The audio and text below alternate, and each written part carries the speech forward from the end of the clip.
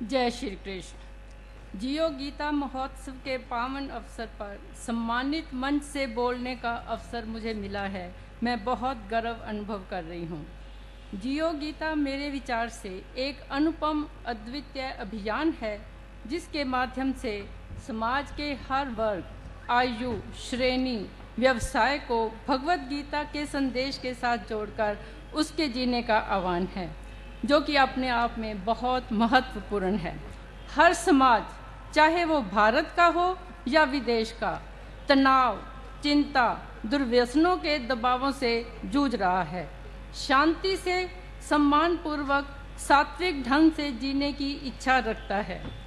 मैं महसूस करती हूँ कि दूसरे देशों में, चाहे वो लोग पुनर्जन्म में विश्वास नहीं करते, लेकिन फिर भी भारत के ग्रंथों, आस्था के संबल, तात्विक प्रतीकों के प्रति विशेष सम्मान है।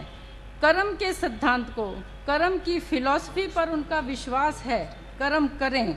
और मैं विश्वास दिलाती हूँ कि जर्मन भाषा, जर्मन परिवेश में मैं श्रीमद् भगवत गीता के संदेश को जनमानस से जोड़ने का प्रयास करूँगी। हमारे सामने एक बहुत बड़ी चुनौती है।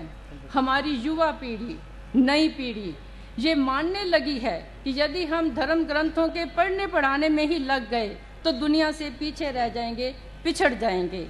विज्ञान का सहारा लेकर सुख समृद्धि को प्राप्त करने के लिए, सफलता को पाने के लिए उस दौड़ में लग गए हैं।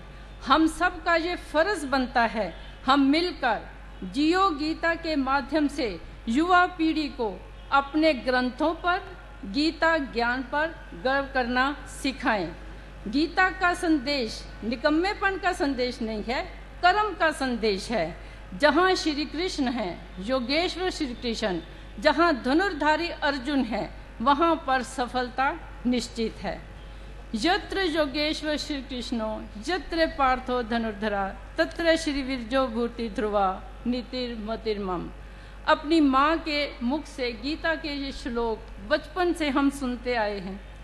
उस वक़्त हम बहुत छोटे थे, इनका मतलब हमें समझ नहीं आता था, लेकिन जिस लय से, जिस भाव से वो गाती थी, तो उस ध्वनि की तरंगें हमारे रोम रोम में उसका संचार होता था।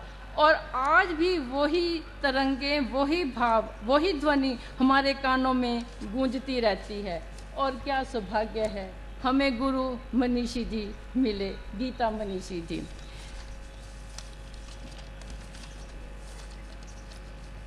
कर्म करो, फल की इच्छा ना करो, ये गीता का संदेश है। आम आदमी के लिए ये संभव नहीं है, क्योंकि हम कर्म करते ही तब हैं जब फल की इच्छा होती है। नौकरी करते हैं, व्यापार करते हैं, कोई व्यवसाय करते हैं, तो इच्छा होती है लाभ हो। भाई बहन, बंधु बांधव, मित्र, रिश्तेदार कर्तव्य पूरे करते हैं, रिश्तेदारियां निभाते हैं ताकि संबंध बने रहें। यहाँ तक कि माँ बाप भी बच्चों को पाल पोस कर बड़ा करते हैं, अच्छी शिक्षा देते हैं, हर तरह की सुख सुविधा देते हैं, लेकिन इच्छा रखते हैं कि बच्चे उनकी हर बात को मानें, उनका सम्मान करें, और जब वो बूढ़े हो जाएं तो उनकी सेवा करें। यदि परिणाम उनकी इच्छा के अनुरूप है तो बड़े खुश होते हैं, लेकिन यदि विपरीत है तो दुखी होते हैं। और यहीं पर ही गीता का संदेश है, कर्म करो, फल की इच्छा भगवान पर छोड़ दो। गीता श्री कृष्ण ने कहा, तुम क्यों व्यर्थ चिंता करते हो? तुम क्या लेकर आए थे, तुम क्या लेकर जाओगे? जानते तो ये सभी हैं, कर्म करो, फल की इच्छा ना करो, लेकिन मानते हम कभी कभी हैं। कभी कभी तब जब निराश हो जाते हैं, हमारा वश नहीं चलता, तो हम कहते हैं चलो छोड़ो, देखा जाएगा, जो भगवान को मंजूर होगा वो ही होगा।